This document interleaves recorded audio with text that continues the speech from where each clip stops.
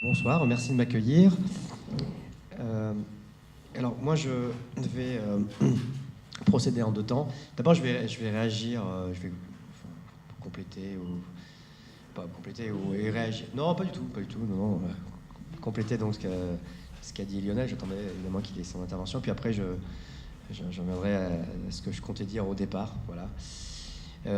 Pour dire évidemment que je m'inscris totalement dans ce que dit Lionel. Juste pour me présenter, donc moi je suis journaliste, donc je travaille en France. Alors pourquoi est-ce que on m'a invité, pourquoi je m'intéresse à ça? Parce que au départ, moi je voulais être, je ne veux pas vous raconter ma vie, mais je voulais être journaliste sportif quand j'étais petit. C'est un métier que j'admirais beaucoup. Et j'admirais même, ou je croyais admirer des journalistes français. Et puis en grandissant, je me suis dit que c'était peut-être pas une bonne idée, parce que je sentais qu'ils étaient quand même très très proches de leurs sources, voire un peu groupies. Donc voilà, ça m'a un peu quitté. Et puis j'ai décidé de faire d'autres choses, journaliste plutôt économique, social, très social. Et puis des années après, ça m'est un peu revenu. Je me suis dit, je pourrais m'intéresser au sport, mais plutôt aux coulisses du sport. Et il y avait des choses à faire, question de dopage, question de déontologie. C'est comme ça que j'ai publié un livre sur le quotidien français L'Équipe, mais en le présentant comme un pouvoir. Et notamment, dans ce livre, j'ai abordé beaucoup la question des relations de ce média qui est censé être un contre-pouvoir et qui est très souvent un pouvoir, ne serait-ce que par son monopole et l'influence qu'il exerce sur l'opinion. Donc je me suis intéressé aux relations de ce média avec les grandes institutions internationales, et notamment avec la FIFA et avec l'UEFA. Voilà, et là je me suis rendu compte que ce sont des relations essentiellement de connivence et de complaisance, notamment avec le Comité international olympique, la FIFA et l'UEFA. Bon, en gros, il y a un journaliste qui suit ces questions, qui est, on peut le dire, totalement inféodé à ces institutions-là, qui pendant très longtemps ont eu une couverture extrêmement complaisante, et le tout dans une tradition de la presse sportive française où on n'enquête pas. C'est-à-dire qu'en France, il y a des liaisons incestueuses beaucoup dans les médias. Il n'y a pas cette même tradition qu'il peut y avoir, bon, sans idéaliser la presse britannique, hein, il ne s'agit pas de dire qu'ils sont très bien, mais on voit bien que toutes les affaires autour du Qatar, de la FIFA, ont été plutôt sorties par une presse britannique plus pugnace, plus indépendante, alors qu'en France, il y a une espèce de suivisme terrible. Et d'ailleurs, j'ai pu aussi l'illustrer récemment par rapport à Michel Platini, hein, bon, maintenant que tout le monde connaît, hein, qui était présenté comme un chevalier blanc, surtout par les Français, par une partie des Européens. Et jusqu'à il y a quelques temps, bon, moi c'est vrai que j'avais un petit peu questionné ça, notamment dans mon livre sur l'équipe, où je présentais Platini comme Sa Majesté Platini. On disait qu'en gros c'était un candidat altermondialiste d'extrême gauche, etc. Bon, je disais c'est pas tout à fait le cas quand même, hein. Il a fait une campagne de gauche clientéliste, hein, surtout comme Blatter. Enfin, c'est surtout le fils spirituel de Blatter en fait, hein. Bon, ça, maintenant, les médias l'ont reconnu du bout des lèvres, mais voilà, je me suis intéressé à cette question-là. Et donc, les multinationales du sport, c'est une vraie question parce que le sport a quitté la sphère du sport depuis très très longtemps. Enfin, depuis les origines, on pourrait dire, hein. Pierre de Coubertin, que vous connaissez bien, évidemment, était un gentilhomme, aimait le fair play, le sport, mais surtout, c'est quelqu'un qui s'y connaissait en business. C'est quelqu'un qui avait des valeurs pas très sport, puisqu'il était, on le sait, xénophobe, colonialiste, sexiste. Et il avait plein d'autres qualités comme ça. Et on peut dire que, ontologiquement, les multinationales du sport ont porté toutes ces valeurs. L'argent roi, la marchandisation, la xénophobie, l'antidémocratie. Et donc, de ce point de vue-là, la Suisse va, sans être désobligeant, hein, à jouer un rôle tout à fait éminent, au-delà même de la question des multinationales et des questions économiques. Et donc, forcément, moi, en tant que journaliste, c'est des choses qui m'intéressent. Et donc, maintenant, pour réagir spécifiquement, je suis un peu long, pardon, à ce que disait Lionel. Il a parlé finalement, en creux, de la question de la souveraineté. Parce que quand on parle de la FIFA, il y a un contraste entre le statut de la FIFA et son influence et son pouvoir. La FIFA, c'est une association, hein, ça a été dit, une association de droit suisse. Enfin, si vous faites un micro-trottoir, vous demandez c'est quoi la FIFA, personne ne va vous dire c'est une association. Parce que l'association, on pense association de pêcheurs à la ligne, association de tennismen, c'est pas tout à fait ça. Et c'est tellement pas ça que le président de la FIFA et la FIFA sont des puissances multinationales, hein, c'est le sujet, et ce sont des puissances CIO et FIFA qui sont en position de dicter leur conduite à des États. Donc ça pose la question de la souveraineté et ça pose une question de démocratie. C'est-à-dire que quelle est la légitimité d'une instance comme la FIFA quand elle est en mesure de dicter ses règles et que ces règles s'imposent aux législations locales. Alors tu as parlé très justement du Brésil, on pourrait remonter un petit peu en arrière. Alors il y a la question de la législation, il y a aussi la question du contexte politique. Alors juste sur le Brésil, hein, c'est récent, Alors, effectivement, tu as évoqué cette question des logements. Il y a 150 000 personnes qui ont été expropriées pour faire des jolies zones dédiées au football. Et alors, tous ces chantiers ont été suivis en amont. Alors, par le secrétaire général de la FIFA, qui s'appelait Jérôme Valqueux, alors qu'il était en visite au Brésil, un jour a interpellé le gouvernement et le président en disant mais franchement, ça ne va pas du tout. Ce pays est totalement inefficace. Il faut aller plus vite. Si vous continuez, on va vous enlever la Coupe du Monde. Et là, il s'est exprimé un petit peu sur le ton d'un proconsul que devait avoir une espèce de proconsul en Afrique, en imaginant les Français en visite dans les colonies. Et là, on a une réponse du gouvernement disant oui, excusez-nous, on va s'exécuter. Voilà. Donc, on a une attitude qui est quand même. C'est même pas que c'est choquant dans l'expression, c'est qu'on voit bien quel est le rapport de force. Et la FIFA, quand elle lance ses appels d'offres pour la Coupe du Monde, il y a des conditions très précises, il y a un contrat. Et si les pays candidats ne l'acceptent pas, ils n'auront pas la Coupe du Monde. Et c'est comme ça qu'on a l'acceptation de nettoyage social. On a eu ça en Afrique du Sud aussi. Il y a eu un nettoyage de tous les bidonvilles sur fond d'ultra-violence, de ségrégation. Ça a été totalement accepté. J'allais dire, dans le cas de l'Afrique du Sud, c'est encore plus scandaleux, parce qu'au moins, personne ne contestera ici, et nulle part ailleurs, que le Brésil est un pays de football, ça c'est certain. Voilà. Par contre, l'Afrique du Sud, pas du tout. La propagande, j'allais dire, médiatique nous a dit que c'était bien d'avoir la Coupe du Monde en Afrique parce que c'était un symbole, c'était l'Afrique. Bon, sauf que l'Afrique est plutôt un pays de football, de rugby. Les populations ne s'intéressent pas au foot. On a construit des stades qui coûtent très cher. C'est de l'argent qui n'a pas été consacré au développement. Aujourd'hui, en Afrique du Sud, les stades sont complètement vides. Ils sont vides. Des enceintes de 50 000 places qui sont complètement vides. Donc c'est un non-sens économique, un non-sens social. Les populations n'ont à aucun moment été consultées. On a mis en avant un Nelson Mandela qui était déjà un petit peu mourant à l'époque. Il a dit ah oui, c'est bien le football, etc. Bon, mais en fait c'est vraiment le contraire de la démocratie. On le sait, on va y revenir, cette Coupe du Monde a été attribuée dans des conditions frauduleuses, de la corruption, comme la précédente, comme les suivantes. Et donc, acceptation des États. Et puis, toute la réglementation sur place. Là, on a parlé récemment de ce qui s'est passé à l'Euro, des violences, des hooligans. Bon. Et on a parlé de l'interdiction de l'alcool. En fait, ce que ne dit pas le gouvernement, c'est que le gouvernement n'interdira jamais l'alcool, parce qu'il ne peut pas le faire, parce qu'il a signé un contrat là-dessus. C'est-à-dire que le contrat qui est signé au profit de la FIFA et de l'UEFA prévoit qu'une seule marque d'alcool soit distribuée dans une certaine zone autour du stade, et cet alcool, c'est un sponsor de la FIFA. Là, en l'occurrence, pour l'UEFA, pour l'Euro, c'est Carlsberg. Donc voilà, si vous voulez acheter votre bière Kronenbourg, vous ne pouvez pas. C'est pas que je ne fais pas la promotion de Kronenbourg, mais voilà. Donc on dit toujours, le capitaliste, c'est au moins, on a la liberté d'acheter ce qu'on veut, c'est la liberté de choix, on est un consommateur, on peut choisir la bière qu'on veut, voilà, on peut être militant de la bière. Là, si vous êtes un militant de Kronenbourg, vous ne pouvez pas, vous êtes obligé d'acheter de la Carlsberg. Voilà. Donc, on le voit, il y a négation des droits humains, et j'allais dire même négation de la liberté de commerce. En fait, négation de toute forme de démocratie, économique, sociale, et les États l'acceptent, les États ne disent rien, et ils s'exécutent vraiment. Et d'ailleurs, ces instances sont devenues tellement puissantes qu'il arrive qu'elles appellent au secours même des représentants de la FIFA et de l'UEFA. Je vous cite un exemple de la France, qui décidément n'est pas vraiment à montrer en exemple en matière de déontologie. Notre Premier ministre Manuel Valls a eu un petit souci. Vous allez me dire que c'est anecdotique, mais c'est pour vous montrer le poids d'une instance comme l'UEFA. Il a fait un voyage personnel avec son fils, il est allé voir un match de Barcelone pendant ses fonctions, il a utilisé en fait un avion du gouvernement français, ce qui est scandaleux parce que c'est de l'argent public, et il a été un peu pris la main dans le sac. Et qu'est-ce qu'il a fait? Comme il a croisé complètement par hasard Michel Platini, qui venait lui-même voir le match, eh bien, Michel Platini, en fait, a témoigné en sa faveur. En fait, c'est un renvoi d'ascenseur parce que Michel Platini a eu beaucoup de problèmes à propos de l'attribution du Qatar. Donc Manuel Valls l'a défendu dans un premier temps en disant oui, Michel Platini, il est honnête. Et donc Michel Platini, avec toute son aura à l'époque, bien sûr, ça a un petit peu baissé aujourd'hui, son aura de président de l'UEFA, a couvert Manuel Valls et la polémique médiatique s'est arrêtée. Voilà, il faut dire que les médias français ne sont pas très regardants, mais ça s'est arrêté. Donc c'est vous dire la puissance. De même que quand un président de l'UEFA ou de la FIFA surtout se déplace, il est accueilli comme un chef d'État, surtout dans les pays moyens, etc. Bon, voilà, c'est dire la puissance de ces instances, qui sont tellement puissantes qu'elles s'exonèrent du principe même de privilégier une logique de développement.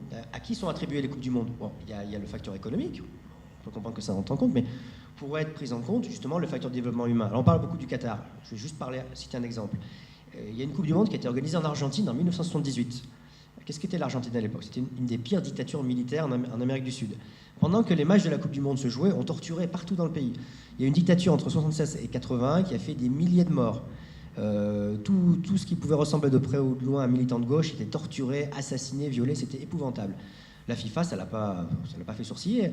Le président de la FIFA de l'époque s'appelait João Havelange, je vais y revenir tout à l'heure, un Brésilien, proche lui-même du pouvoir au Brésil, qui était aussi une dictature militaire, et qui a pris un grand plaisir à l'attribuer à l'Argentine.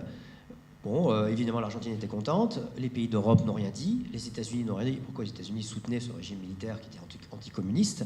Et qu'est-ce qu'a fait le mouvement sportif, le mouvement fair play? Il n'a rien dit. Il y a eu quelques sportifs, nous on en a en France, Dominique Rocheteau, hein, ça, je ne pas connaître, mais qui a courageusement dit quand même c'est pas bien. Bon, il est quand même allé, et puis voilà, c'est passé comme une lettre à la poste. Il y a une campagne de boycott international. Donc si vous voulez, toutes ces questions ne datent pas d'aujourd'hui. La FIFA a été créée un peu plus d'un siècle, c'est depuis le début, c'est entaché par des valeurs. Voilà, ça a une histoire. C'est ça qui est important de dire, hein, parce que on est souvent, nous autres journalistes, dans l'écume des jours, des actualités. Tout ça remonte à très très loin. Concernant juste le Qatar, en deux mots, je vais essayer d'en arriver après à mon propos.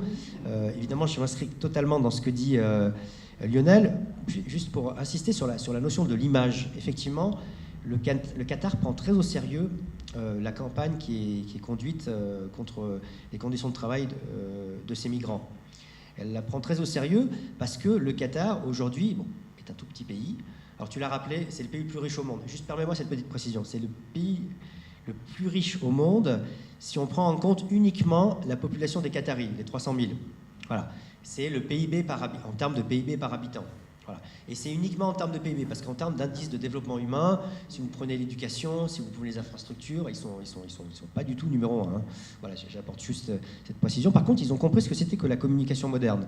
Donc effectivement, quand la Confédération syndicale internationale a déposé cette plainte pour travail forcé, ils sont tout de suite montés au créneau. Et je voudrais revenir sur les réactions des uns et des autres, des acteurs. Mais comment a réagi la FIFA à l'époque? Pour vous montrer aussi le cynisme radical de ce type d'organisation.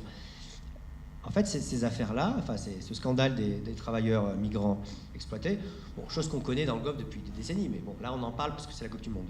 Donc c'est le journal britannique, le Guardian, qui sort cette info, je crois que c'est il y a 2 ou 3 ans, je ne sais plus, qui font un article sur la base d'un rapport de l'ONG Human Rights Watch. Donc ils font ça.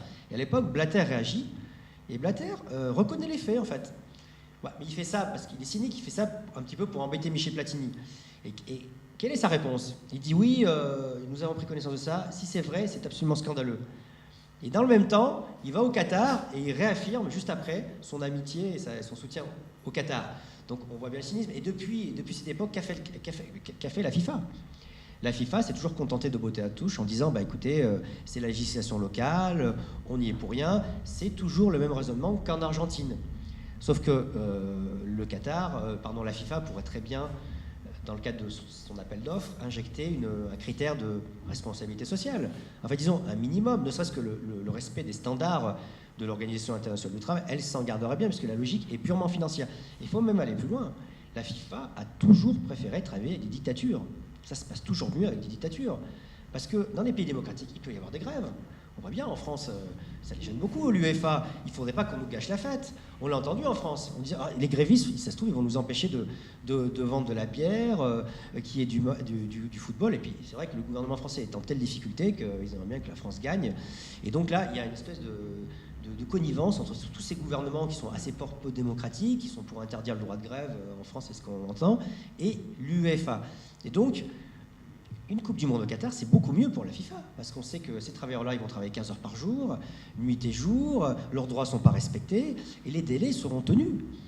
Et c'est pour ça que le Brésil d'aujourd'hui, celui qui organisait la Coupe du Monde en 2014, il est moins apprécié que le Brésil il y a 40 ans. Parce que le Brésil, dans les années 70, à l'époque où c'était une bonne vieille dictature militaire, il n'y aurait pas eu de grève. Et là, je reviens sur la question de souveraineté. Il y a 2 ans, il y a eu un fort mouvement de grève au Brésil. Et ça a beaucoup inquiété la FIFA. Et qu'a dit Michel Platini, donc, qui était présenté comme un chevalier blanc intermondialiste, hein, vous vous souvenez ce que disaient les médias français, il a dit, bon, je respecte le droit et le droit des travailleurs brésiliens à faire grève, mais quand même qu'ils soient un peu responsables. On a une Coupe du Monde dans 2 mois. Et la Coupe du Monde, c'est la grande fête du sport. Alors, bon, qu'ils arrêtent de faire la grève. Donc, Michel Platini. Voilà. Ça n'a pas été trop médiatisé en France, c'était un petit peu gênant en termes d'image. Bon, il l'a pas redit. Voilà, on sait ce qui est advenu pour Michel Platini un petit peu plus tard.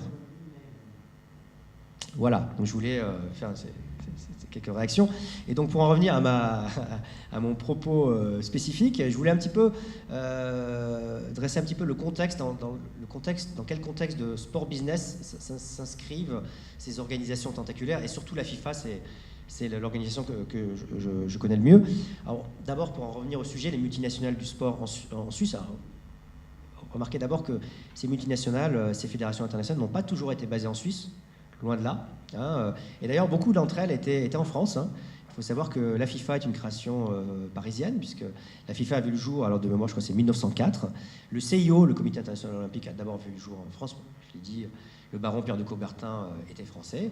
Donc c'est une affaire largement française. Ça, c'était au début du XXe siècle. Et puis, il y a eu la Première Guerre mondiale, voilà, qui n'était pas une guerre mondiale, qui était une guerre européenne, mais les 2 grands pays, l'Allemagne et la France, s'affrontant. Et donc, ces organisations se sont réfugiées en Suisse, hein, la Suisse avec sa neutralité bien connue. Et depuis, ces organisations-là sont restées en Suisse. Alors, au départ, c'est une raison politique, il faut le dire. Hein, au départ, c'est une raison politique. Et aujourd'hui, la Suisse est le pays qui accueille le plus d'organisations internationales. Alors je vais vous poser une petite devinette. Hein. C'est bien les jeux, c'est ludique, c'est frais. Alors selon vous, quel est le 2e État qui accueille le plus de fédérations sportives internationales après la Suisse? C'est une information qui peut faire sens. Alors, je vous pose la question, c'est une petite devinette. Pardon? Ah, c'est pas loin. Pas loin. Je vous donne un indice là. Non, c'est pas le Panama. Non. Luxembourg? Non, non plus. J'ai dit État, hein. État. Monaco. Bravo, bonne réponse. C'est en effet Monaco.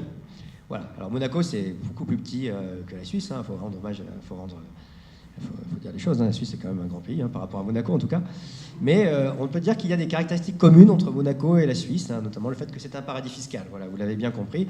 Monaco accueille notamment la Fédération internationale d'athlétisme, qui est totalement minée et rongée par le dopage. Hein. Vous savez, la fédération n'a strictement rien fait depuis des années. Par contre, on a l'Agence mondiale antidopage qui là travaille beaucoup. D'ailleurs, dans ces affaires, on n'entend jamais la Fédération internationale qui suit. D'ailleurs, l'actuel président de la Fédération internationale est lui-même impliqué dans un scandale. Donc voilà. Ils accueillent aussi la fédération de pentathlon et d'autres fédérations un petit peu moins connues. Hein. Les grandes fédérations sont quand même, je vous rassure, en Suisse. Voilà. À Monaco, il y a aussi une tradition de neutralité, hein, parce qu'évidemment, la neutralité politique, ça va bien avec la bonne conduite des affaires. Alors, je voulais vous parler du sport business, parce que tout vient de là, finalement. Si on parle de toutes ces organisations, c'est parce qu'il y a beaucoup d'argent. Et pourquoi est-ce qu'il y a beaucoup d'argent? C'est parce que le sport business a été créé. Et ça, le sport business, ça, c'est beaucoup plus récent. Pour ce qui concerne le foot, en tout cas, on peut dater ça très précisément des années 74 et suivantes. Alors, qu'est-ce qui s'est passé en 1974 ? En 1974, un président brésilien dont je vous ai déjà parlé, João Havelange, est élu. Sur un programme assez innovant politiquement pour l'époque, il se présentait contre un Britannique, Stanley Roos. Alors, historiquement, le football a été créé par les Anglais, et les Anglais ont longtemps considéré que c'était un peu leur domaine réservé. D'ailleurs, ils ne reconnaissaient pas l'existence de la FIFA, jusqu'à ce qu'un Anglais devienne président de la FIFA. À l'époque, donc, un sport essentiellement européen. Les Coupes du Monde étaient organisées essentiellement en Europe. Il y avait quelques Sud-Américains. L'Asie, on ne connaissait pas. L'Afrique était considérée comme des continents non footballistiques. Absolument. Et puis, parce que l'Uruguay était le plus grand pays de football. Hein. C'était eux qui avaient le meilleur résultat. Voilà. L'Uruguay a d'ailleurs gagné la première Coupe du Monde. Donc, c'était un affrontement entre l'Europe et l'Amérique du Sud. Et alors... Stanley Roos est un espèce de gentleman à l'ancienne, un petit peu comme Pierre de Coubertin, plutôt. Le football était déjà professionnel, mais plutôt pris en plus l'amateurisme, quelque chose entre gentleman, un sport de blanc un petit peu, hein, voilà. Lui, Havelange, c'était un politique, c'était un vrai politique. Pour se faire élire, il a compris qu'il faudrait qu'il obtienne des voix ailleurs qu'en Europe. Et donc, il a eu l'idée géniale, sur le plan politique en tout cas, de dire, écoutez, la Coupe du Monde doit être élargie, parce qu'à l'époque, je vous dis, la Coupe du Monde, il n'y avait que des Sud-Américains et les Européens. Donc, il a proposé pendant son programme de l'ouvrir plus largement à l'Afrique surtout, dans une optique clientéliste. Et pendant cette campagne-là, alors il était jeune, fringant, l'autre était plutôt vieux, pas communicant, il était soutenu par un homme de poids, un Allemand, Horst Dassler, qui est le fondateur du groupe Adidas. Alors Adidas commençait un petit peu à être connu, mais c'était dans les années 70, c'était encore une entreprise artisanale. Pardon. Et donc c'est de cette alliance un petit peu diabolique qu'est né le foot business. Donc Horst Dassler aide Joao Havelange pendant sa campagne. Il l'aide en distribuant des billets, tout ça est prouvé aujourd'hui, parce qu'on parle de ce qui s'est passé l'année dernière à l'Hôtel Bohème. Enfin, l'histoire de la corruption, c'est depuis 1974 à chaque fois. Et il y aura probablement des choses qui vont sortir sur la précédente élection, le 26 février, parce que de toute façon, ce n'est pas une question d'homme, c'est une question de système. Les mêmes causes entraînent toujours les mêmes effets. Donc c'est un système clientéliste et corrompu qui fait que ça ne peut créer que ça. Et ce système, il a été créé en 1974. Donc sur le principe, donc, Horst Dassler donne les valises du billet. Beaucoup d'électeurs, notamment africains et autres, sont sollicités et votent pour Havelange. Havelange devient président et c'est là que naît le foot business. Alors, qu'est-ce que fait Dassler ? Il va voir Coca-Cola et là, il a décidé des géniales. Il dit Coca-Cola, maintenant, si vous payez de l'argent, vous serez présent sur tous les stades, spots publicitaires. Et ensuite, il y a eu plein de sponsors comme ça. Donc, et Adidas a développé son activité grâce à tout cela. Et c'est comme ça que la FIFA a commencé à développer ses revenus. Tu as montré le slide tout à l'heure, depuis 1998, mais cette explosion des revenus, elle a commencé bien avant. Voilà. Et donc, dans un deuxième temps, il y a eu le développement des droits télévisés. Parce que, en fait, jusqu'aux années 80, le foot, c'était déjà évidemment un phénomène mondial, mais c'est surtout une affaire de presse écrite et de passionnés. Et ce qui change, c'est le fait de vendre des droits télé. Avant, même les fédérations sportives payaient les télés pour que les matchs soient diffusés. Et quand ça s'est renversé, c'est là que ça a commencé à susciter beaucoup d'argent. Et donc Dassler crée une entreprise de marketing du sport qui s'appelle International Sport Laser, qui sera implantée quelques années plus tard dans le canton de Zug, donc en Suisse, évidemment, et qui fera beaucoup parler d'elle. Alors c'est quoi le principe ? Le principe, c'est que ces droits, c'est-à-dire ISL achète les droits télé à la FIFA, et ensuite ISL les revend à toutes les fédérations de chaque pays, en empochant évidemment une commission confortable. Mais il n'y a pas que qui empoche des commissions, il y a aussi les membres de la FIFA, du comité directeur. Parce que ce qui est extraordinaire, c'est que en fait, l'onde de choc qui a été provoquée par les arrestations massives, ça a vraiment suscité des réactions mondiales, mais ça n'a fait que répéter ce qui s'était déjà produit avant. J'insiste sur ce plan. Et d'ailleurs, certains présidents de fédérations, de confédérations, qui ont été condamnés, étaient les successeurs de gens qui avaient été déjà impliqués dans le scandale dont je vous parle. C'est pour vous dire qu'il n'y avait pas vraiment eu de changement. Mais il y avait une grande différence à l'époque, c'est la législation locale suisse. Parce que, je reviens d'abord, International Sport Laser, je vous l'ai dit, il distribue le marketing, les droits. Et il distribue plein de pots de vin à des dirigeants de la FIFA, dont Joao Havelange, qui finira par être confondu. Mais ces gens-là n'ont jamais été condamnés. Pourquoi ? Parce qu'à l'époque, les pots de vin, c'était pas interdit par la législation suisse. C'est-à-dire qu'en Suisse, et c'est pour ça aussi qu'il y a beaucoup de multinationales jusqu'à nos jours, ça a été changé depuis. On pouvait pratiquer les dessous de table, la corruption. Vous savez, ce qui n'est pas interdit est permis, voire encouragé. Et donc, ce scandale a fait apparaître quels étaient les responsables, mais aucun n'a été condamné. La FIFA a fait un petit peu le ménage, et Joao Havelange a fini par passer la main à Sebater en 1998, mais il n'a pas passé la main à cause de ce scandale. D'ailleurs, il est resté président honoraire jusqu'à l'année dernière. C'est-à-dire que ce qui est absolument... Ça, on ne le souligne pas assez parce qu'il y a Blatter, mais... Donc ce personnage est resté président honoraire. Hein. Il faut quand même le dire, avec tous ses avantages. Voilà. Et donc on revient sur cette législation locale suisse. Donc ces associations, donc ce sont des associations, elles n'ont de compte à rendre à personne. C'est-à-dire qu'elles n'ont pas à déclarer leurs activités. Alors, Pourquoi ce statut? Moi, je ne suis pas spécialiste de la législation locale, mais pour ce que je sais, c'est un peu comme en France, les associations sont protégées parce que les associations, par définition, elles sont portées par les citoyens, c'est la société civile. Donc, on impose moins de contraintes à une association de défenseurs des tennismen, de sport, etc., parce que sinon, il y aurait un risque d'abus. Donc, au départ, c'est ça l'idée. On les laisse tranquilles, sauf que la FIFA, aujourd'hui, c'est une vraie multinationale. Les gens qui travaillent à la FIFA, ce sont des vrais professionnels. Il y a des directeurs financiers, il y a des auditeurs. Donc, en principe, il devrait y avoir un contrôle sur ce qu'ils déclarent, sur leurs charges. Et ce qui est très frappant, c'est que dans toutes ces polémiques sur les 1,8 million de francs suisses que Blatter avait payé à Michel Platini, il n'y a jamais eu de contextualisation en matière juridique. Mais on se dit que en fait, Michel Platini a été suspendu pendant 4 ans parce qu'il n'a pas respecté en fait la réglementation de la FIFA, le code éthique, mais aussi la réglementation suisse, puisque au départ, sans entrer trop dans le détail technique et juridique, il a été payé 9 ans après la prestation. Donc, en fait, il y avait prescription. Mais comment se fait-il que ça n'a pas été l'objet d'un contrôle? Peut-être, je dis bien peut-être, dans le contexte de suspicion, que si l'administration fiscale et autres suisses avaient contrôlé la FIFA, peut-être que ça serait apparu avant 2015. Mais comme il n'y a aucun contrôle, comme il n'y a aucune transparence, et jusqu'à aujourd'hui, bon, ça a un petit peu évolué aujourd'hui, c'est-à-dire qu'il y a une responsabilité pénale. C'est-à-dire que, et c'est sans doute pour ça que Sepp Blatter a démissionné, c'est-à-dire que les dirigeants de ces instances, CIO, FIFA, peuvent aller en prison. Alors qu'avant, ils étaient totalement en impunité. Enfin, pour ça, il faut quand même des circonstances très très graves. Et encore aujourd'hui, tu m'en parlais tout à l'heure, Lionel, il y a eu tout un débat sur le fait de savoir s'il fallait plus contrôler. Et je crois qu'il y avait un projet de votation, tu me disais, sur est-ce qu'il faut davantage contrôler les multinationales sportives. Alors, si j'ai bien compris, toute la classe politique suisse, à part peut-être extrême gauche, humainement, dit ah ben non, il ne faut pas les embêter, parce que ça participe du prestige pour notre pays, du son rayonnement, etc., etc. Donc, le plus choquant a été réglementé. Donc oui, effectivement, les pots de vin, ça c'est quand même difficile à justifier ça. Bon, j'imagine, entre guillemets, que même en Suisse, bon, quand même, ça va choquer quand même pas mal de monde. Hein. Je veux dire, c'est quand même pas très fair-play.